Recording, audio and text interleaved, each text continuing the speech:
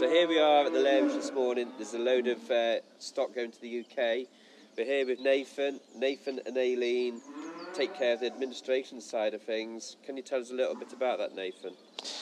Yeah, well, I suppose first of all, Matthew, we'd actually invoice the customer first regarding payment, and from there then we go about organising the haulage and the lairage, and paperwork then involved in the background in terms of customs and all that movement paperwork. Like, I suppose the paperwork has increased the last 2 years since Brexit has come through. So look, we'd actually take care of all that during the process, and that's the way we work. And so in the customer, so a UK customer buys stock, does he pay in sterling, does he pay in euro, how does that work?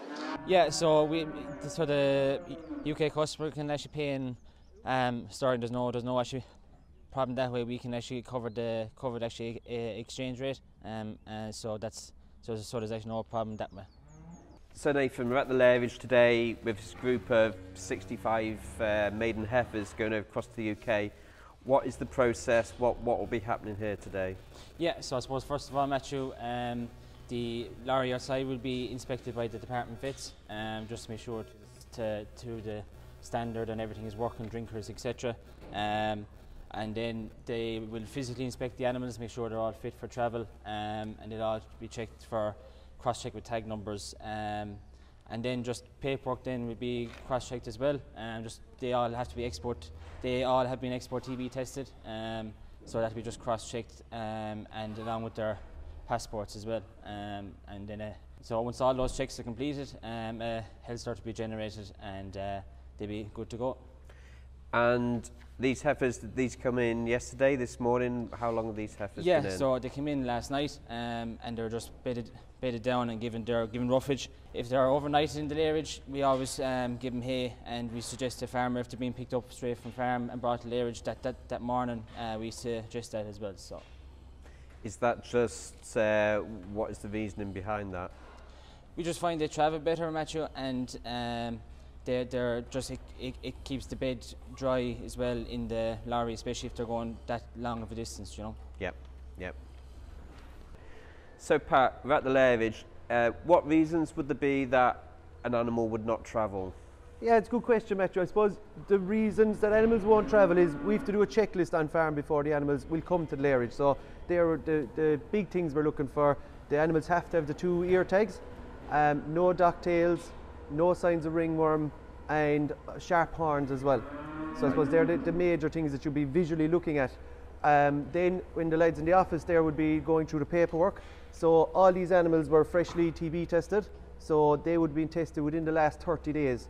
And that test, then, that is a lot, I suppose, a more difficult test, maybe you could say, than the annual Irish test. So there's a finer reading, basically, on the data reading, there's a finer reading for export.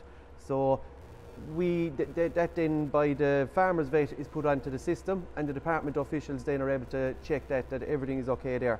But I suppose when we get them to this stage, we like to make sure that there's no animals rejected, but they can be rejected for those reasons. Sometimes there might be a clerical error there as well on the testing date that might have happened, that an animal might be rejected for, or we'll say the passport might come, incorrect passport might come as well. But we check all those things before they actually get to the lairage. The vets are obviously visually looking, all the animals have to be fit for travel then as well, you know. So these are bulling heifers here, obviously, for cows then as well. We want to export cows that are close to calving, for obvious reasons.